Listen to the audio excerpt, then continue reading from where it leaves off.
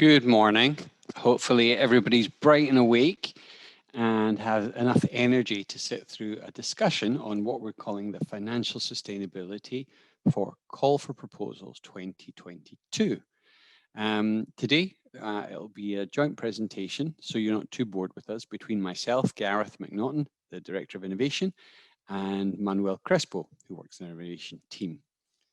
What we'll be doing is we'll be doing an overview of the topic and go into some specific details of examples of financial sustainability, which we are promoting, and we will be opening to questions online.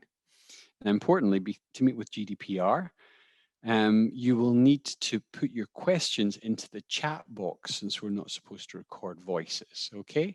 And we will answer them, okay? So we hope that we'll be able to manage this way. It will be recorded for future use, as we said. Something that you don't catch or you want to revisit, you'll be able to look on the link. Okay, next slide, please.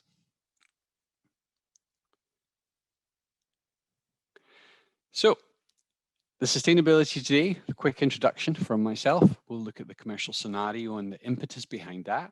We'll be looking at something that we're calling the red threads. That will be a detailed explanation from Manuel of how to ensure that the financial sustainability is represented in your proposal and it connects between all the different sections of the work that you do. We'll then look at some types of financial sustainability in which we've had experience in the last year, and hopefully that will help you formulate some of your ideas and how best to represent your interests. And then we'll also look at some of the common deficiencies or issues that we've seen that have repetitively appeared and have detracted from the value of proposals given. And then we'll do the questions and answer sessions. So at this point in time, we'd like to go to the next slide. Okay, so this is the background. So what's important for us to understand is that the EIT as an organization has multiple KICs. Our KIC is responsible for urban mobility. There's a financial structure which goes for 2 sets of 7 years, okay? And through the period, the actual EIT grant allocated to our organization, while substantial, between 40 to 60 to 80 million, will actually decrease. And as we decrease through the first 7 years to the second 7 years, by the time we come to that, we should have progressive decrease with more income coming from our own investments, our own innovation projects, and our own startups than actually is coming from the EU. So that's the objective, okay? The financial sustainability mechanism we'll explain today helps us achieve that, okay? Next slide. So we have to increasingly take into account that the governing board is reviewing our own financial sustainability. Just to recap, the idea of the EIT system has developed over 10 years. So we are in the third wave, the third set of KICs to be set up. And we have learned from experience from the other organizations that the financial sustainability has to be taken seriously immediately in the first 7 years of planning. For example, some of the small companies in which we'll invest or that are spin-outs from our innovation projects, they will take 4 to 5 years to actually become financial contributors. And in that sense, we have to start planning now so that by the time we get to year 7, we have a reasonable income from our own funds. So again, by the year 15, the majority of our expenditure should be from our own independent funds. So at this point in time, we have a strong emphasis on explaining the value of financial sustainability and ensuring that you do not get penalized when you have made an application in the Call for Proposals 2022 because you have a weak financial sustainability plan. The most important thing is EIT Urban Mobility. We are not Horizon Europe. We are not H2020 in the sense that we work on solution-based, business-orientated work. So TRL level 6, closer to the market, closer to industry. We are not early stage research. So that's a clear and important message we want to send from the start today. The next slide. So at this point, I'm going to hand over to Manuel, who will introduce himself. Manuel. Good morning. Thank you, Gareth. Good morning, everyone. I will talk about how the commercialization scenario works. Then I will talk about the KPIs, uh, and then how are the financial sustainability mechanisms. In this general scenario, how we work is that whenever we are funding a project or an activity, then we are expecting that the output of this activity could give us some return, either on equity or on revenue sharing. Next slide. Um, so what are the KPIs for the innovation call? There are mandatory KPIs for your proposals, and there are additional KPIs. The KPIs EIT02, EIT04 are mandatory, and they need to be at least one of them. There can be more, but at least one of them. And then there need to be 3 engagement of cities in your proposals. There are some other additional KPIs. Next slide. So those KPIs that are strictly related to FSM are the EIT02 and the EIT04. The EIT HE02.1 are related to market solutions. They are a number of innovations introduced to the market during the CAVA duration or within 3 years after completion. And then the EIT HE04.1 is a startup created from a CAVA of a project of innovation. So these 2 KPIs are the ones strictly related to the FSM. Next slide. At the moment of creating your proposal and submitting it to us, there are 2 threads, 2 red threads. The first one, which is the one that we are going to talk about today, is the one about exploitation, commercialization, and financial sustainability mechanism. There is another one related to deliverables and milestones, but that will be there will be another webinar next. Let me double check. Wednesday the 7th. But today we are focusing on this first thread. Next slide. So during the commercialization strategy that will be introduced in the tab 2 of your proposal, the first thing you need to identify is who is going to be the commercial partner. This partner could or could not be the same as the CAVA leader regarding the commercialization strategy. Why is that? Because this partner is going to be the one entitled to sign the commercial agreement contract with the binding terms and conditions. So in a way, we are expecting it to be either an industrial or a profit company, because these type of companies are like they can share their revenue more easily. Also, they have a better way to track their sales and income generation, which is positively assessed in our evaluation. Next slide. So in the commercialization strategy that would be filled in tab 2, you will need to introduce all the information regarding how you are going to sell the product that it will be as an output of your CAVA. So it will talk about the dissemination, how it's going to be published around, and so that it can be reached to further and potential customers. And also, what is the expected revenue from this dissemination and these sellings? Please be aware that EIT Urban Mobility does not perform sales or approach potential customers for CAVA outputs. EIT Urban Mobility, however, in their duties, will provide general dissemination of the CAVAs via the platforms and social media. Next slide, please. So after you fulfill this tab 2, then there is another tab, which is the tab 4, that is related to the financial sustainability. In this tab, you will give information about what revenue from those expected from the commercialization you're planning to share with EIT Urban Mobility. By the 18th of May, this is the deadline of the submission of proposals, you should have all this information there. Once the project is funded, there will be another deadline for, for the commercial agreement, which is the 30th of November of 2022. This commercial agreement will be the binding contract between the commercial partner and EIT Urban Mobility that will determine the terms and conditions.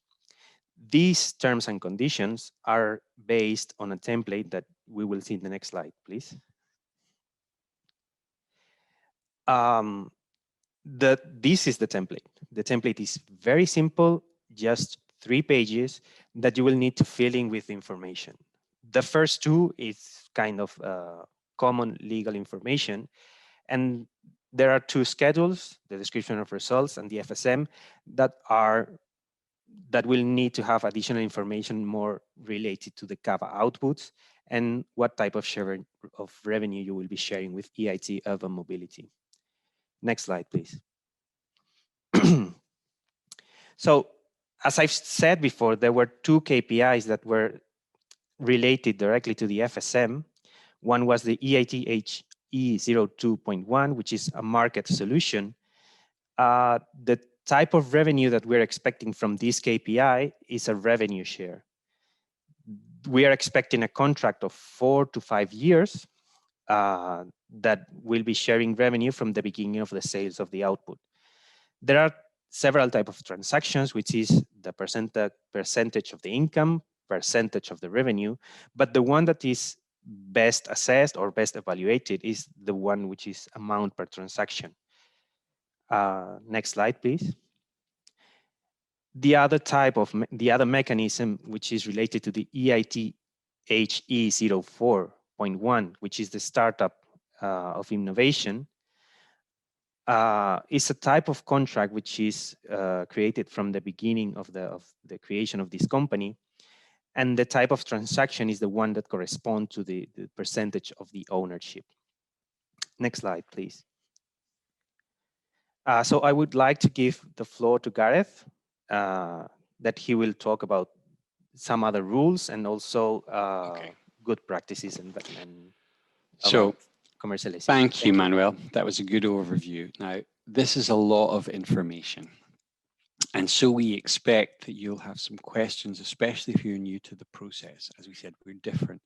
And this red thread that we're connecting in your application will ensure that if you follow the steps of connecting the commercialization strategy to the exploitation plan, to the financial sustainability with the KPI, that you will have a far stronger proposal. Now, one change that we do have as we move towards Horizon Europe is on the exploitation of results.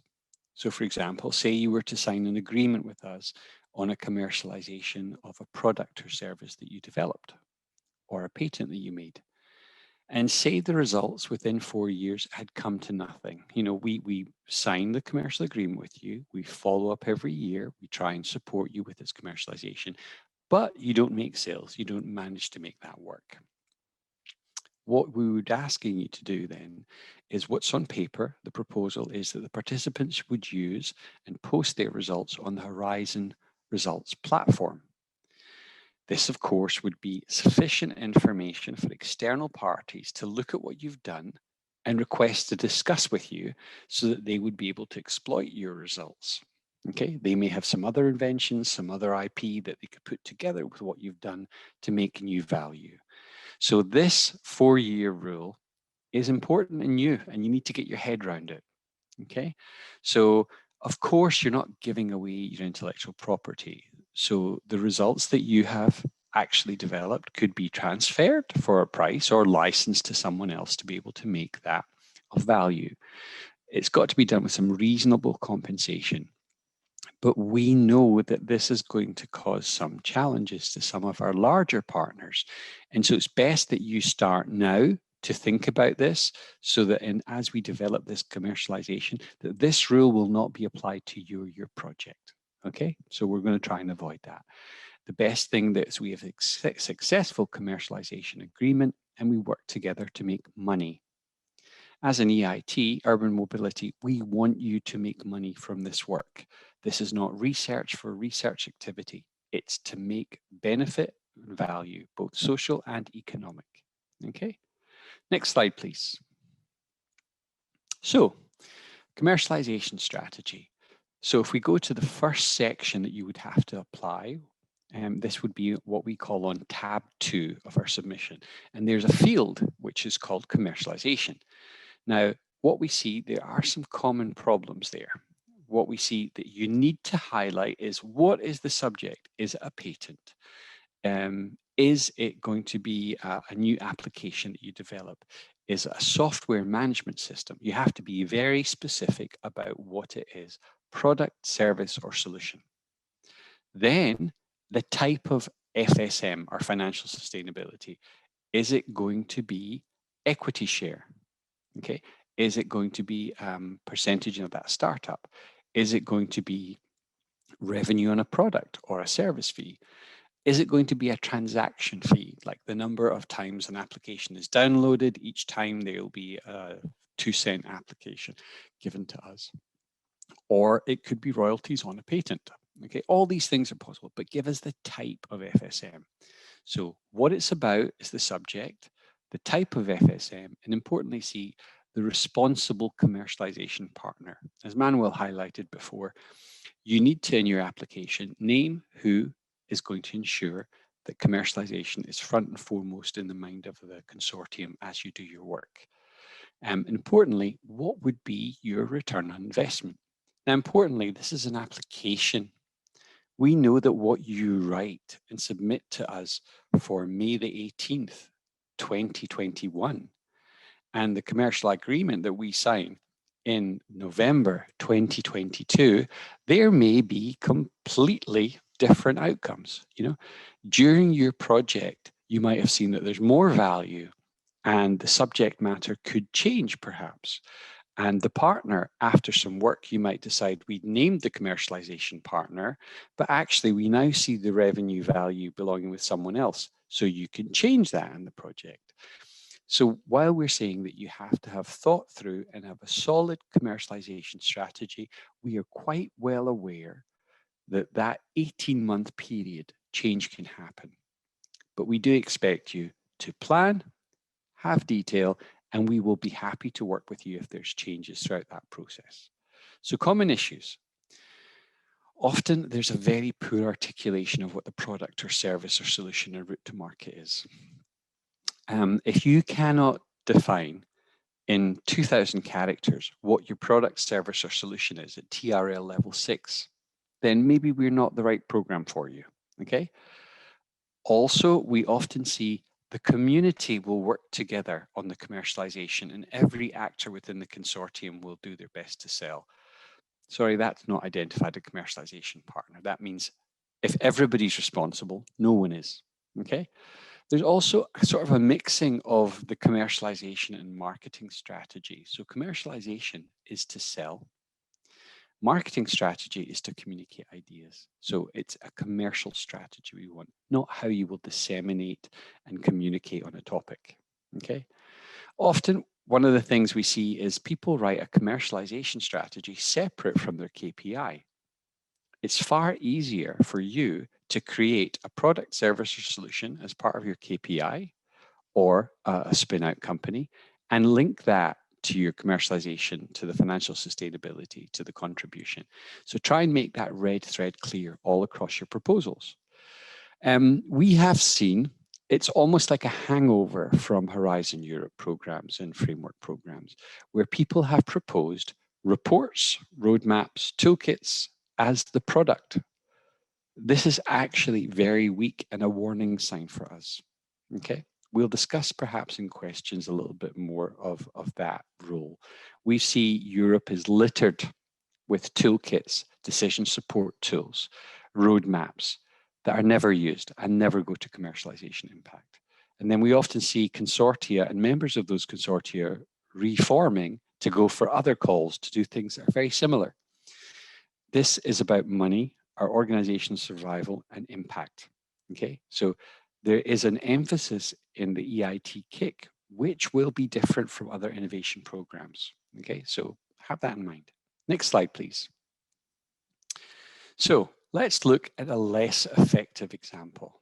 Okay, so what we're using is based on examples of what's been submitted. Okay, we've tried to make sure this isn't too close to what's been, but it's based on mixtures of 2 to 3 applications we got.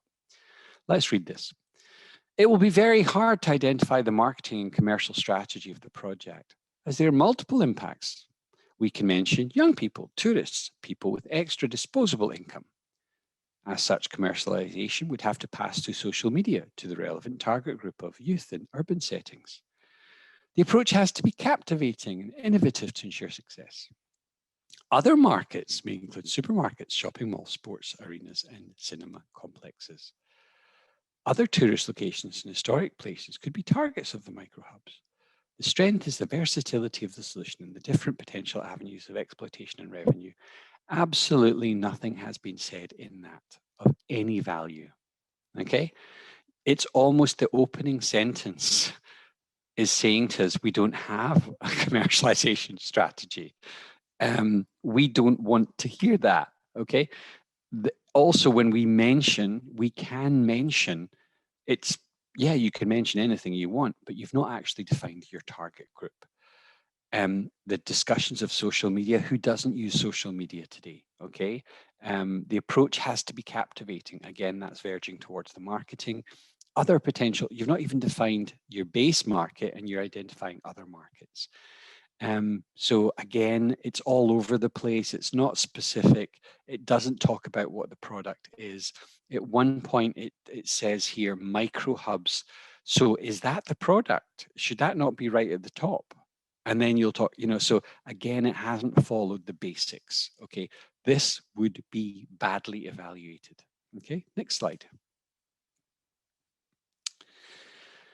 Let's look at an effective example. The project will provide a ruggedized universal plaque charging station linked to the local microgrid with access control for local residents via their mobile phone. Can't get more specific. This is sort of a resume of the project. It then says cargo bikes, e-scooters, e-bikes, and car shares will be able to use the charger when fitted with a corresponding plaque. So obviously it's the plaque technology and the charging station is the basis. The NVB MAN BV will be the commercialization partner. They've named who is responsible. Given their existing client network and links to energy engineering companies. So they've both identified who's responsible and why they're the right partner. They also have a CRM for lead and sales tracking. So these people have a track record in selling.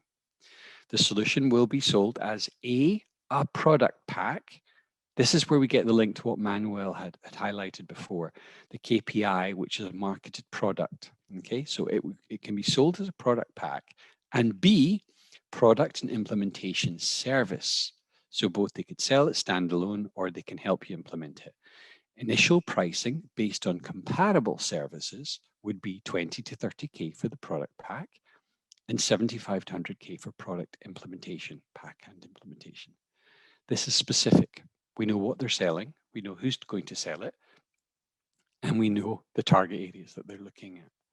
So this would be very well seen as a basic commercialization strategy. Okay. Next slide. Sustainability. Now, so the tab that we looked at, commercialization, is on tab 2. Okay. Now this links when we go to tab 4, which is very specific on sustainability. In tab 4, you will be asked to go into more detail. So you would describe the mechanism and you'd be specific about what it is. It's a licensing deal, it's a revenue, it's equity in startup, it is transaction, per transaction cost, okay? So proposals have to estimate the quantitative return. Now this is, we accept, it's a bit like a glass ball. We're asking you to be realistic, but to set yourself goals. What we have seen is that sometimes people have chosen a mechanism and put zero value in the next 3 years, which shows that they have absolutely no faith in their product, okay? So what we want is we have to ask you, is this value for money for the EIT? If you get from us €1,000,000 and you're on TRL6 and you turn around and you offer a return over 5 years of €20,000, is it really the best use of European aid and the EIT block grant? Is it the best use of European taxpayers' money? And then we question, is it linked to your KPI? And then secondly, is it credible? So in the same way, if you take 1 million and you offer a 20,000 return, if you then took 1 million or 75,000 to 100,000 on the smaller projects, and you offered a million return in 3 years' time, then we'll ask, why in heaven's name would they come to us to borrow funds to develop their TRL level if they can make so much money? So there's this level of balance. So think about that. Common issues: selecting an FSM model, but having zero financial value in each year. Proposed product service solution isn't business focused, and therefore it's not particularly viable for any financial return. A suitable mechanism is identified, but then low values or excessive high values. And sometimes we're seeing the financial sustainability mechanism is completely misunderstood. And people are using things like partner contribution to the EIT membership. We have a core organization, just so you remember, we have a core organization, and they pay to be partners within the organization. And they're using that and saying, the fact that I'll be in an EIT core member for 3 years is my contribution to financial sustainability. No, the financial sustainability is linked to the product, service, solution, or the equity of a startup. Next slide, we'll give you some examples, okay? So a less effective example. Now, what you're seeing here is basically the setup that you would look at in tab 4. So you would see a mechanism and you will have a drop down and you can choose the description. So for example, AirMob partner will pay EIT service fees for 5 years. And the service fees there are put in the 30K. That's not a fee. Conference tickets is an option. Now that is an option. But actually €500 per year, €2,500. By the time we follow up on that every year and we sign a commercial agreement with you, the effort taken just to follow up on that is worth way more than the 2.5K revenue. So that's just not worth putting in there. The fees: report on autonomous air vehicles for sale. Okay, so they're going to give the EIT 100% value on this. And they have made the responsible an EIT organization. If you're giving us a deliverable packaged up to sell as a report, how valuable is that? It's basically, if you're giving us 100% value, it means that you don't actually think it's that valuable to you. For example, here, if you write a report in 2020, by 2021, 2022, how, with the rate of change in autonomous air vehicles, do you really think that someone's going to buy a report in 2025 for that? So we will take a critical eye and a look at what's made here. Let's look at a more effective example, okay? So here, the mechanism is a services fee. So in the drop-down box, you would click services fee and take that. The partner, whoever the partner's name is put there. But this is what we're looking for. The management costs of the service, so there's obviously a service solution here, they've said, are covered by a fee on user's journey, so it's transactions. In this context, a fee of 1 cent is foreseen for each journey to be allocated to EIT. The service has an average of 70,000 users a day, estimating that a certain number in the period of 21 January to 20 December 2025. On average, 40% of those trips, which is to be about 20,000 users a day, are going to be made. In the 5 years, the amount generated by 5 million users with a fee of 1 cent should come to around about 500,000. Okay, so this was a strong investment in an organization that actually has a financial mechanism and a billing system in place. and they based it on the last 3 years of their calculations. Okay, when we had the EIT come back and challenge us on this, we were able to ask for data and show the basis of these calculations were based on facts, not an overestimation. Okay, so this is specific and detailed. Okay, next slide.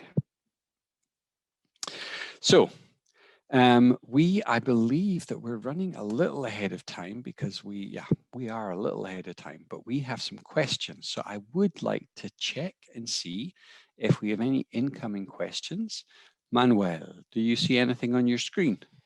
Yes, we have questions in our chat. Okay, I make use of this moment also to request all our attendees that if they want to ask questions, they can use the chat in the platform. great. We have a question from Sandra Rothbard, which I guess it was already replied, but I think it's good to talk about it. The question is, why is there so much time between step one, which is the submission of the proposal on May, the 10th of May, and step two, which is the contract signature in November 2022? Okay, okay. So for those of you, we are a bit of a big organization, a bit slow. So what happens is people would submit their proposal with their basic commercialization idea in May.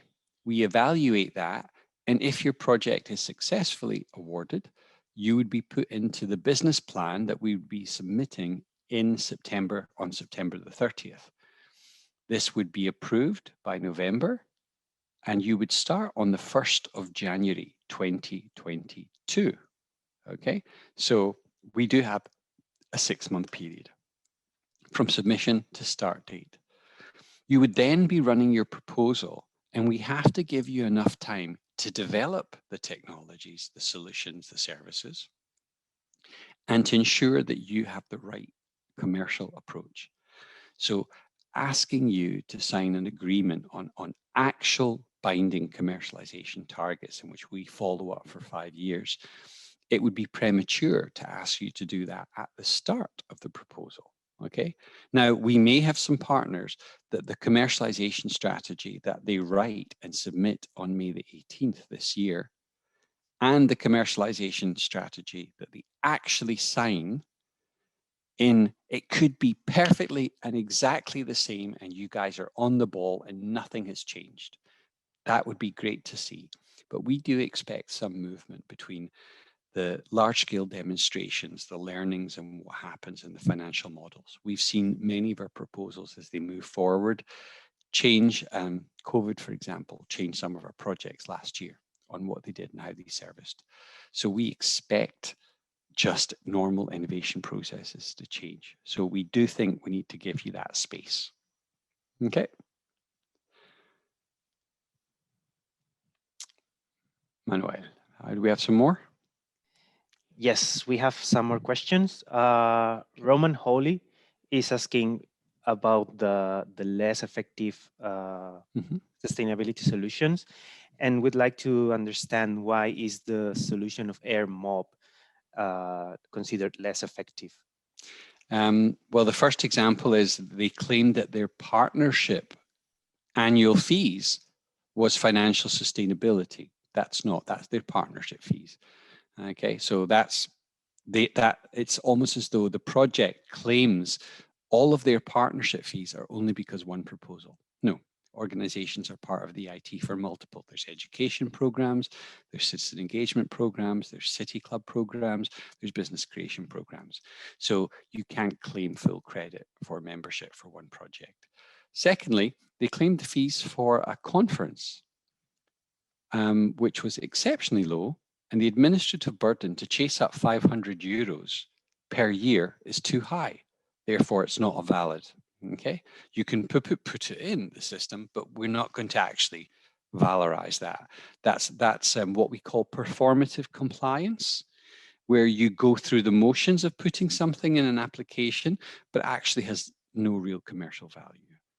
And the last example was to do with a report, which is basically a deliverable The word is tarted up in English, you know, where you put makeup on and you put some sparkle on it, and you try and present a snapshot in development of urban air mobility, a report as something that will be valuable for 5 years in a row. No, that's not true. The rate of the legislative change, the implementation of new technologies, the rapid rate means that anything done as a snapshot in 2022 or 2021 is likely to have very little value. If it had value, maybe the commercialization strategy would be annually revisit the document, maintain it, update it, and have a program to keep that running. Now that would be seen different, okay? But a one-stop snapshot of a technology in one given year is no value, okay? So that was hopefully the 3 examples that were given there. We've given some more detail on. Thank you, Gareth. We have more questions. Sure. A question from I hope I pronounced this properly, Piotr Nowak. He's asking if there is a way we can know where the commercial agreement template can be found. We would be happy to provide the template.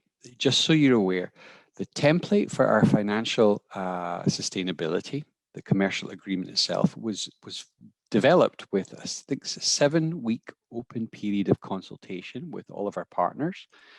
There was 120 responses on that commercialization strategy.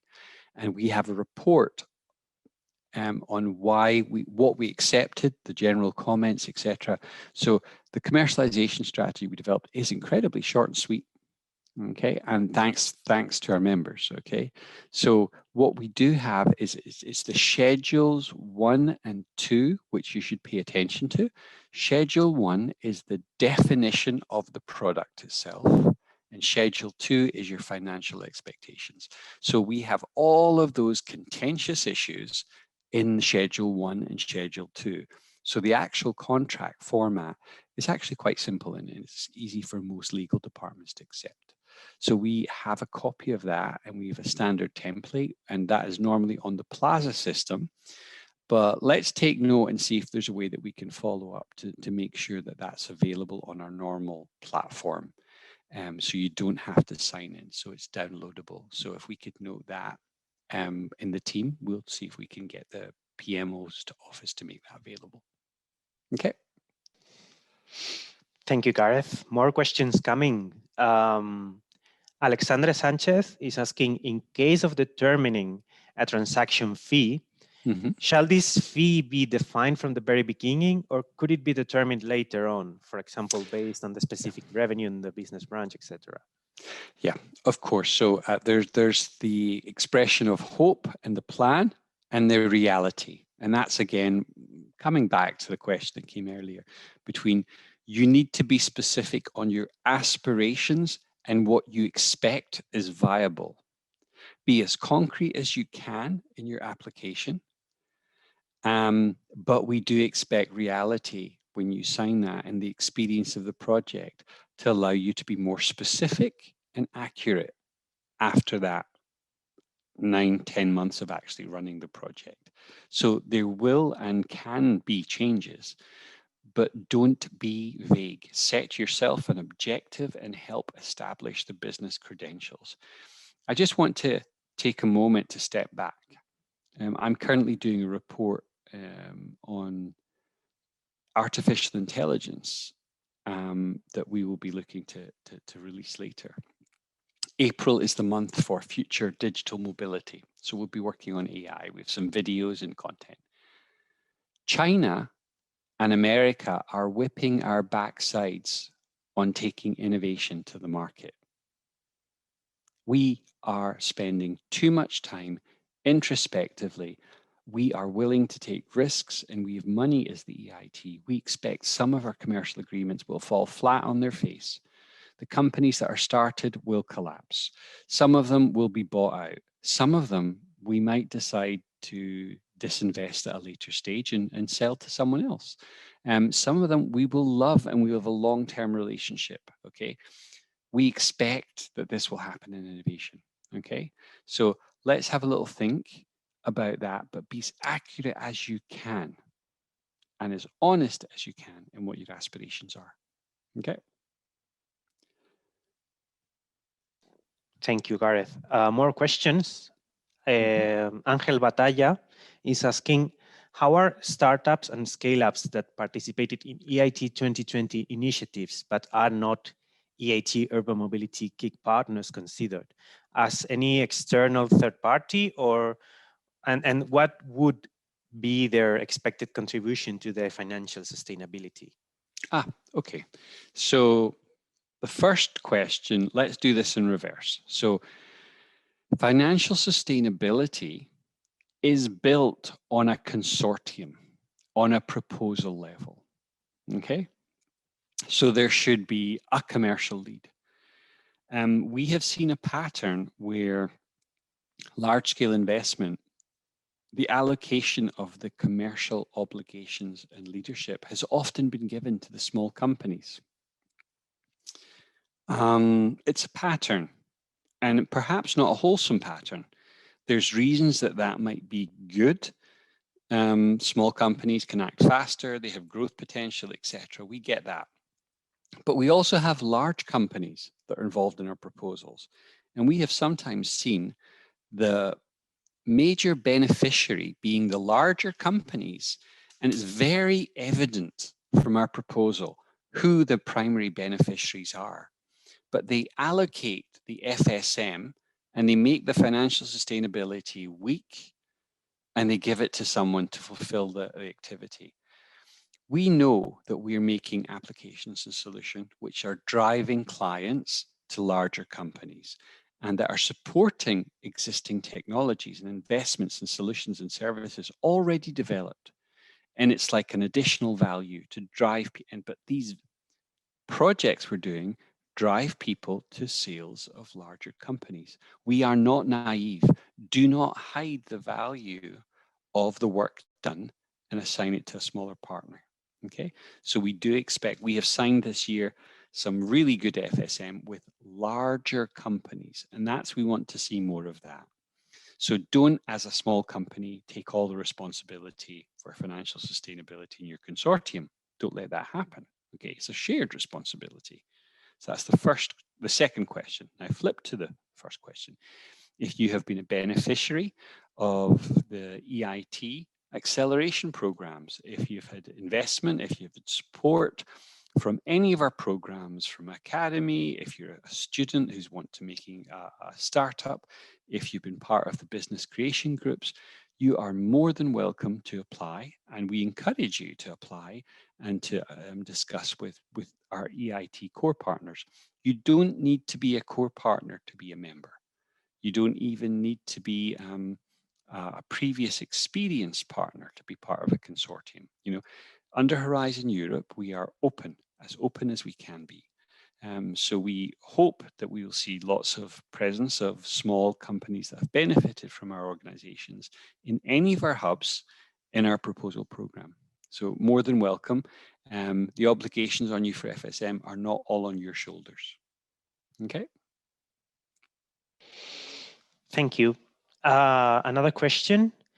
How high will be special fee from project partners coming outside EIT Urban Mobility? Maybe 20%.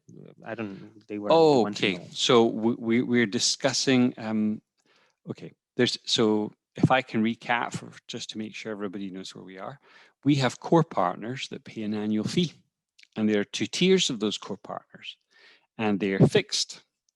And then we have what we call project partners, which are people who are not formally associated with the organization with legal voting rights, etc.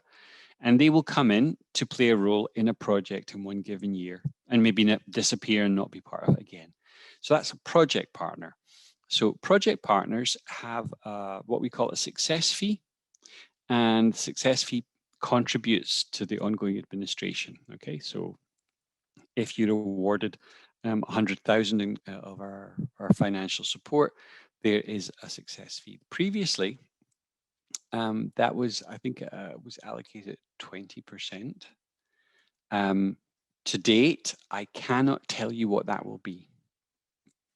Under Horizon Europe, things are changing, and we have existing discussions with the Supervisory Board and the General Assembly, and this figure will be developed. As you know, Horizon Europe has been a little delayed, and it's caused us a little bit of disruptions in the timelines to be able to communicate with you. But before the end of the call, we will be able to finalize that, and we're hoping within the next 10 days or so that that will be out. Okay, so you'll have that information, so you'll be able to make your plans in full knowledge of what the limits are and the contribution rates. But at this time, we can't be more concrete. Okay. Thank you. Questions keep on coming, which is good. I want to remind the attendees that you can use the chat to ask questions. There is a question regarding the amount that they want to share. Like it is expected to be shared. Like, Okay. what is the percentage to be shared between the EIT and the consortium? Okay. So again, I know that you would like concrete answers, and if I could say 20% of what we give you has to be returned, we are not going to be doing that. But I would like to highlight an example. It should be an equitable return. Now, equitable is a difficult word, but I want to give an example of an unequitable. So we had one organization, and again, I will give no names, but I think it's important we use concrete examples. So one organization, they had about 800,000, 900,000 from in a project, and they were able to implement a solution which had high TRL. So they had invested time and effort, but it took their solution in a completely new direction, in a completely new marketplace. We placed it into multiple cities and we tested its efficacy for them. In the commercial agreement, they stated, we will give you the percentage of the sales in this specific area, and at 150,000, once we've given you that 150,000, we don't contribute any more over the 5 years. We rejected that. Why? The total value of the project was about 1.2 million with the contributions. We accept that they had an existing technology and solution, but we opened the door and gave them an incredible demonstration opportunity and subsidized cities to use their technology in the new. The value of that is immense. So don't think you should be able to limit it to your individual contribution and benefit from the EIT. The whole solution and the demonstration and the marketing and the promotion we gave you. So if you try to delimit, we will see that as a non-equitable answer. Okay. For other projects, of course, if you have a 250,000 project from EIT, we're not expecting you to return millions to us. So it's equitable. So please understand that. But we will be aware of inequitable offers being made to us. Okay. Thank you, Gareth. I guess there are no more questions in the chat, but maybe I think it is interesting if we remarked a few things that, for example, this webinar is focused on the innovation call, right? Yep. And another question that could come to our minds is like last year there were other mechanisms, and why didn't we speak about those in this webinar? Okay, so for example, just to make sure everybody's clear, last year in February, we had a very strong emphasis placed on financial sustainability, which was not originally communicated. This emphasis caused quite a lot of awkward moments and contention between partners. They were suddenly forced to truly prioritize financial sustainability on programs which had been written 6 months before. We had to make some major amendments to projects, change direction, find ways around. It was a very difficult year last year. and we appreciate the patience of all of our consortium members in finding a way forward. This year, we are not in that place. We have worked through the structures, the form, the reporting, the commercial template, the execution, the examples. And now we know from the inception the FSM principles. And we have examples of the experience that we worked through. So we don't expect this to be such a surprise and such a contentious issue this year. Okay, so for example, this year we will not be requiring letters of intents from all participants in a consortium to express a desire for commercial value. We will not ask you to develop a commercialization strategy in the first few months of your proposal because you will already now have written that into your application when you applied. So the process from last year to this year is different, and I think it's far more positive. Our first experience with the upfront commercial angle of FSM was in the COVID response initiative, which we had announced in May, and we awarded the projects to start on July the 1st. These were short projects. These had to be done in 6 months, impacting on COVID. We made incredible success for our partners and ourselves with an incredible set of commercial agreements. The difference is the projects that had been previously funded found out retrospectively in February and had to adapt. When we launched the call in May on COVID, this was already expressed. It was in the air, and people wrote more specific and better commercial strategies in the COVID response. So we did see last year a net difference between those who had a project which retrospectively had to consider the FSM and those that already knew when they bid and when they wrote their application. So we're expecting this year the same difference. We're expecting that upfront honesty with you about this to have an impact on what is written and what is submitted. Okay, so that's some background internally about us and how we had to work. Okay, which I think will help understand where we are. Okay. Thank you, Gareth. There are more questions coming. Okay. One question is the financial sustainability mechanism only for innovation? And also, are risk projects involved in the financial sustainability mechanism? Okay, so firstly, there's financial sustainability across different parts of our organization. For example, we have Academy. Now, their financial sustainability has been defined and they're working on that program. So you'd be welcome to discuss with them how that should be applied. The business creation portfolio has a strong responsibility to return on the investments made, and they have their own financial. Today, we're specifically talking about innovation. Now, in relation to risks, we have proposed a way forward for innovation and risk to be brought together to have a tighter alignment in which partners within a risk partner will be identified in an innovation call. And on tab 3, you would identify the risk partner specifically, their role, budget, and what they're doing. And risk partners will have not a lesser obligation, but importantly, if they're part of the consortium, then the consortium level is where the commercialization responsibility is. And it may or may not fall on the risk partner. But for the program that we're discussing, which is innovation, the risk partner would be a normal partner of the program with their budget just coming from a separate organizational fund bucket.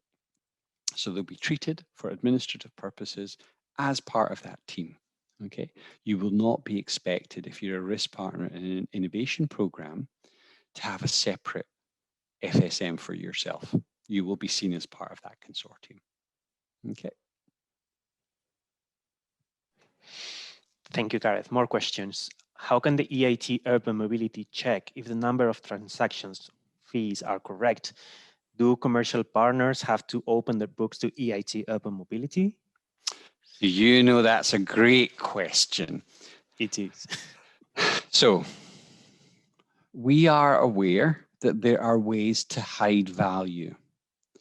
So for example, if you agree on a product and that product is in your catalog and its sales and development will be tracked for 5 years, there are ways that you can hide profit. You can reinvest profit in its future development so that we don't see return. You know, you can claim marketing costs, you could load up the books so that you don't see profit. And this is why we've seen some percentages of profit being declined, because the definitions given have been so weak, and you could poke holes through that. So we prefer transaction based because it's far easier to track. To be able to execute, part of the agreement you'll see is 5 years, in which we will be checking with you, and we will have an annual review for the 5 years after the agreement signed. We are recruiting a financial mechanism controller, and they will be the one who has a job. Their job will be twofold: to agree to negotiate with you the commercial agreement in the year of the project, and also be the person that for the next 5 years sets up that meeting with you. The quarter before the review sends you contact, outlines what they'll be tracking, and etc. You will be able to then have 3 months to prepare the documentation and report back.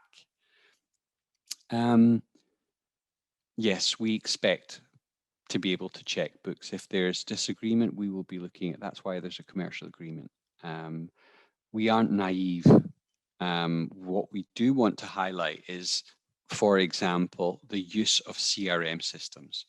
So for example, one company that we have worked with, they tracked 3 or 4 elements of the solution in their CRM system, and they tagged them because these 3 things were essential elements of the overall solution. Then they tagged partners in cities that had attended workshops and events where the solution was promoted.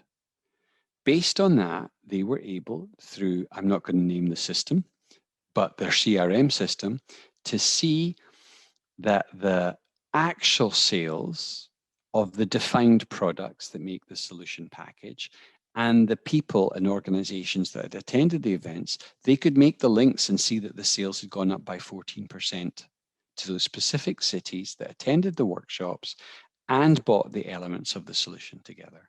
So there are ways to do this, and we know that you have great capacity to track your sales. So we want to work with you, but we will be bringing on someone whose full-time job is to work with you and define those criteria and make sure that this is tracked and the relationship stays as positive as possible. But please do not think we are naive. We aren't. Okay. We are not. Thank you, Gareth. I am seeing very interesting questions coming up, so please stay tuned, because there are I guess you will get more answers and very interesting inputs from here. Joris Clays is asking, the rules and guidelines set out by EIT Urban Mobility, are they the same or similar for other EIT KICs? Okay, each KIC works a little bit differently. So even the membership fees are different. Some it's a flat rate for everyone, some it's for participation. You know, there are multiple different rules. How the EIT Urban Mobility approach this is a little bit different. There has been some, for example, it might be said that the reaction to promote FSM was because previous KICs had not understood and appreciated the importance of FSM, and that has been noted.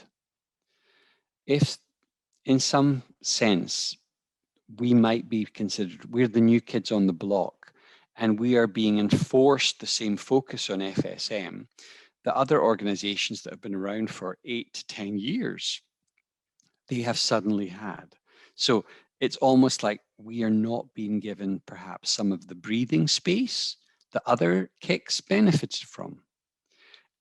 We could complain about that, and we could kick and scream about that. Or we can say, this is the direction of travel of the Horizon Europe program. This is the direction of travel of the EIT. We are designed to bridge the gap between innovation and the market, the valley of death. That was why we were designed. We are executing on our original design. Yes, so each organization is doing it differently, but the guidance is bringing us to a convergence, and the organizations are getting their head around that. So there is convergence, different rates, different levels of support, but this is the direction of travel. We can fight it or go with it, and we are going to go with it. Yep. Now, just so you're aware, there are some of our social values and our social objectives which would not be well served by enforcing an FSM. For example, we have an obligation to work on public realm, green space, blue space, opening up street take back to the public. To be able to work around the requirements, we took public realm out of the innovation program this year, and we allocated money to be used by the City Club in association with citizen engagement. And that way, that important social value can be innovated upon, but not within the formal structure of innovation and without that requirement for FSM. So we're aware there's a tension between the social and economic pressures, but we're finding our ways around it. For example, we also have an objective on inclusion. Perhaps next year, we can't make money from inclusion. I'm sorry, the whole point of it is a universal access to service. So perhaps next year we will allocate the inclusion activity and a bucket of money to be used by citizen engagement and the City Club so that that topic is not subject to FSM. So we're working our way around it as best we can. So if anything, we will overcompensate on the logistics projects, we'll overcompensate on the energy projects, we'll overcompensate on the digital projects to enable us to keep paying for some of the social good. Okay. Thank you. Another question from Joris. I think this one is very interesting and I would like to extend it a little bit. He was asking specifically, can EIT programs be combined with EIC program call or vice versa? I would extend to, are we exclusive to other funding sources? Okay. On the EIC, the EIC has signed an MOU about, what was it, 6-8 weeks ago with the EIT. And there's some initial pilots going on between some of the KICs and some of the EIC actions. And I think they allocated like $1 million each to some of those for cooperation, which is actually small amounts of money. The objective is that these pilots are developed and the increasing budgets are allocated for joint work together. And we expect that to increase. So we'll definitely see the EIC, EIT cooperation aligning in some areas, okay? We also want to highlight the extended question Manuel said. Do we support the mixing of funds? Yes, we do. For example, in the public realm call, we will be asking for 50% co-finance. For example, we know that many of our cities have already allocated take-back programs, money, space to develop new public areas, the greening of those areas, and the public furniture and the security and the changes to the traffic systems. So there's a huge amount allocated. The money we'll be offering, we are saying, you're not going to give us financial sustainability on this social good. However, we know you've allocated funds and you're looking at structural funds and COVID response funds. Well, you could mix these two. And in that sense, if you could justify to us 50% co-financing, then you're playing your role in balancing the financial sustainability. You're not actually giving us financial return, but you're supporting in another way suitable to what you're doing. So we are playing around with this. So we encourage mixing, matching. We formally hope that an agreement will be made in Brussels and it will be communicated that this is actively encouraged. Okay, so but right now we're encouraging it, and we want to be able to see if you can turn around and say, we have a living lab that's been developed with funding that came from Horizon 2020. And we want to use this as a basis in which to demonstrate some of your autonomous driving technologies. You can actually build on what's already been done. And we encourage it and highlight the value of what is being done and what you're contributing. Okay. But I think the COVID response funds are going to be very interesting to see. I think Poland alone, the billions that was allocated to urban mobility movement and management is massive.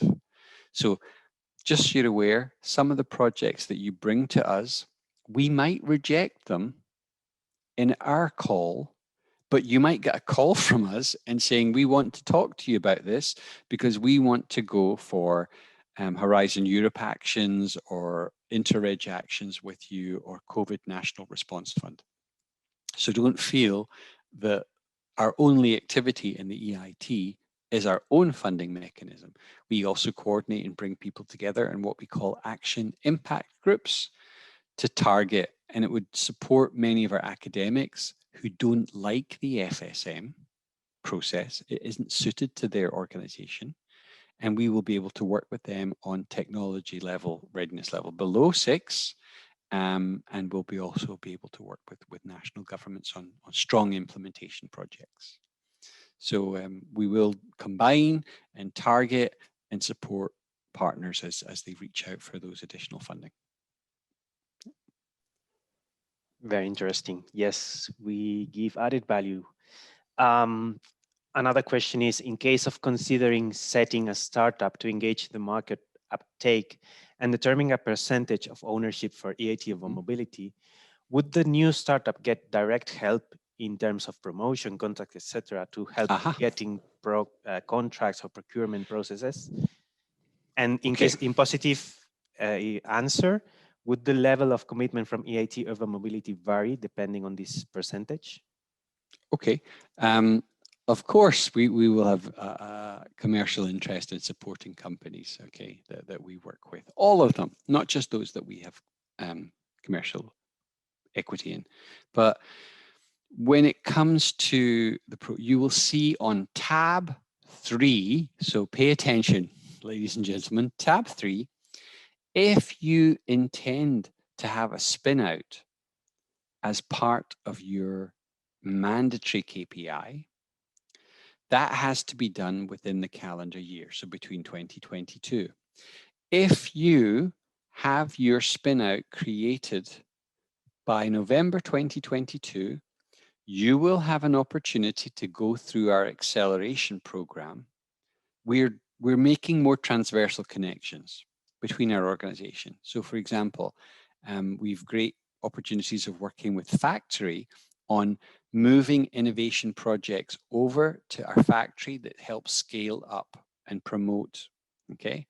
On the business creation side, on our spin-outs that come out of companies, we want to integrate you into that process that helps you with the legal, the financial, the mentoring, the support.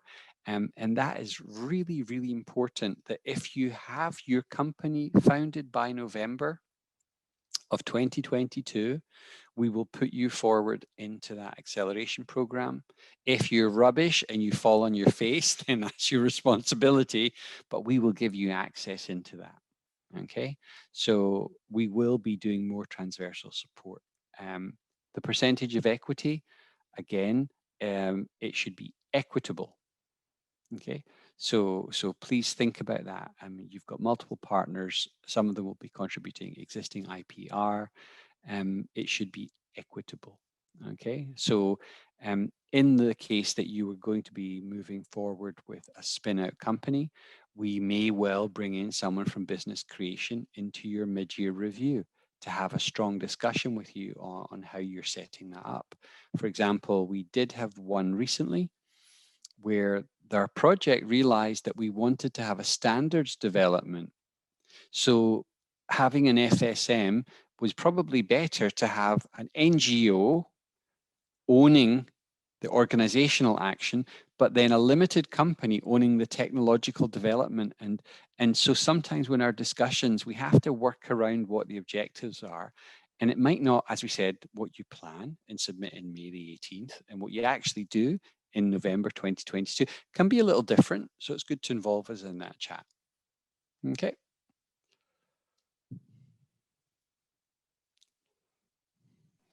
Thank you. Maybe oh, there's a new question came up. Is the equitable principle applicable to other kicks as well? I can't speak for any other kick, and I don't. Yes. Okay. We are EIT Urban Mobility. We are EIT Urban Mobility. We speak for ourselves. As we said, how people are applying the principle varies. And there's different levels of tension, different ways of doing it. And we're not saying anyone's right or wrong, but we have taken the approach that we embrace this. We are trying to be global actors and we have to act. Money is not a bad thing. Money is a good thing. All the money that we will make from FSM will be reinvested into innovation. This is not for our own profit. We don't get bonuses. There's not extra shares. Whatever comes back is put back into the ownership of our community and the extension. So it's almost like perpetual innovation fund is what we're building. More questions are coming. Some are very interesting. If a project is multi-annual, are the KPI needed to be accomplished on the first year? This is a good thing. So KPI, the red thread, remember we said you have to have a red thread, goes from the KPI to the commercialization strategy, to the exploitation strategy, to the sustainability formula. You will be expected in any 12-month period to deliver a mandatory KPI. Now, some people are like, oh yeah, but I've got a 2-year project, I only have to do one. No, 12 months. So you need to set your mind to this a little bit. So we've talked with some partners and we help them understand in the first year of a project, you can set up the company at the end of the first year. And that's your mandatory KPI, a spin out. And the product's full launch to market can happen in the second year. So you have a second mandatory KPI in the second 12-month period. Some of our partners were a little bit, they felt as though the product had to be finalized and launched to market before they could do the SME. You need to think about this, okay? But you do have to deliver. What we do have in some projects, they have delivered multiple products and service solutions. So different partners in the same proposal have each signed their own commercial agreement. We actually have more commercial agreements this year than we have projects, because we have multiple solutions coming out of some of our projects. So you will have to have a mandatory KPI in each 12-month period. Think about that when you're doing your plan. Okay. Manuel, question more master. Interesting questions coming. Oh yes, gosh, yes. How much time do we have left? I've been in the hot seat for a while. Actually, there are 45 minutes left, but I think we'll wrap up before the 12 o'clock. I'm going to have a little glass of water while you ask this question. Okay. Yes, enjoy your water. I'll try to ask slowly. So is it possible that one project partner owns the product and another the service related to the project? It's definitely possible. I'm not saying it's advisable. Okay, so we have seen this happen, but what we've said, when we see one commercialization agreement on the product and another commercialization on the implementation and management, we need to know that you have a back-to-back agreement. Of how that works, we don't need to see it, but it must exist. And when you both sign your CAs on the product and the service management, you need to refer to that. We need to know it's happening. Okay, so we don't want to get mixed in all your commercialization agreements. But if you're going to make something a little bit more complex like that, we need to know the back-to-backs happened. Okay, before you give us that. Okay, so don't give us a CA saying we will have a back-to-back agreement signed within 6 months. It might never happen, and then the whole CA structure and the FSM would fall apart. So we will expect that to be done in the same way and the same time frame. Okay, but it is possible. So that's the answer to your question. It is possible. More questions. Some innovations, for example, innovative materials, can be used on typical mobility solutions, therefore stretching multiple kicks. Will there be any coordination between the different kicks? Just so you know, we do have lots of the innovation directors from the kicks. We get together once a month and we chat about our own IP issues and things. So we have coordination, but we also have something called cross kick. Okay, so cross kick, for example, this year we will have a cross kick on the new European Bauhaus, which is on city livability, aesthetics, design, etc. We will also have a cross kick that we worked on. Actually, the cross kick we worked on last year on artificial intelligence. That was a topic across our organizations, and we did some assessments. We did assessments on health, advanced materials, and manufacturing. Okay, so you know we are involved in some of those areas. So cross-kick cooperation does happen. If you have advanced materials, for example, if you're doing advanced materials and you're looking at solar-powered cars, of course, work that's done in InnoEnergy and works that's done in advanced materials may well contribute, and you would expect it to become part of a project as normal. We don't see massive joint kick co-funding right now. We're not going to be seeing that. We have discussed the possibilities of joint calls, and that's being looked at. But at this point in time, with the change to Horizon Europe and the change of FSM, I think we've got our hands full right now. But in the future, I could see there being an option for that. You, Gareth. I will ask one question that came to my mind that I think it might be interesting to our attendees and the audience. If there are more than one KPIs, are more than one commercial agreement needed? Definitely. We have one commercial agreement per KPI. We do not like multi-party KPIs. I mean, multi-party commercial agreements. It gets very messy. Okay, we had one that was proposed with 4 partners, and then we were like, guys, calm down. These are different elements. This is going through our legal departments. It's pinging back and forth. Can we just stop? And we broke it down into the elements, and those back-to-back agreements were signed. Some of them were standalone anyway. You know, it didn't have to be together in the same commercial document.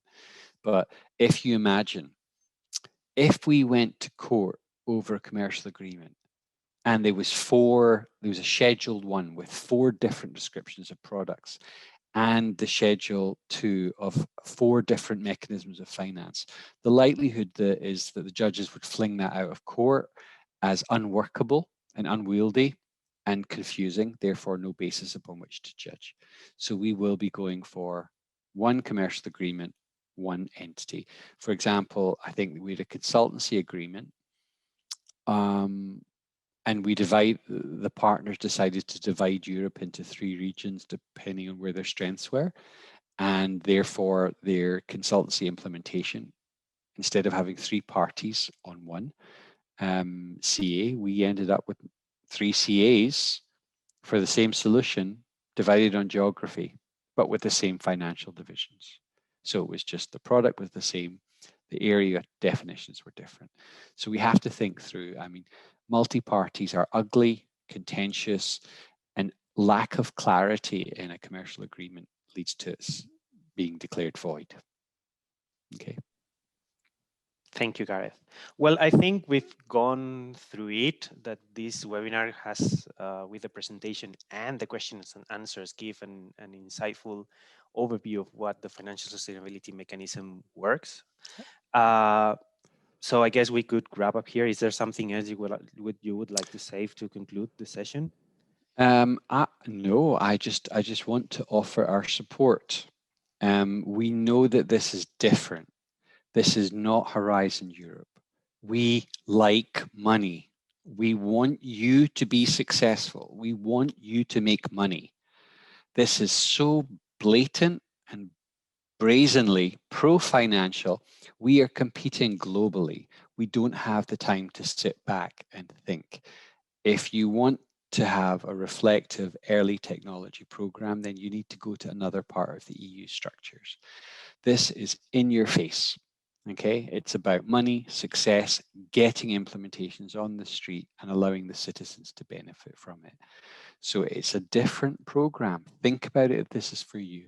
Okay, we're not trying to put you off. You know, there's multiple ways we could support you, but in this call, we need to make sure that what we're doing will contribute to the long-term viability. And as we said, FSM, maybe we should just change its name and call it the Perpetual Innovation Fund. You know, maybe we need to talk about it differently instead of the acronym that we've been given, because I think almost FSM has a bit of a negative tinge to it recently because of the way it's been implemented and understood. So let's think about calling it Perpetual Innovation Fund. Okay. Thank you very much, Manuel. Thank you for the team. Any questions you have on FSM, please send them in to us. I believe in the next slide, we've got our normal email address. There you go. Okay. So anything you need, please send an email, questions. We're happy to support you on that. Okay.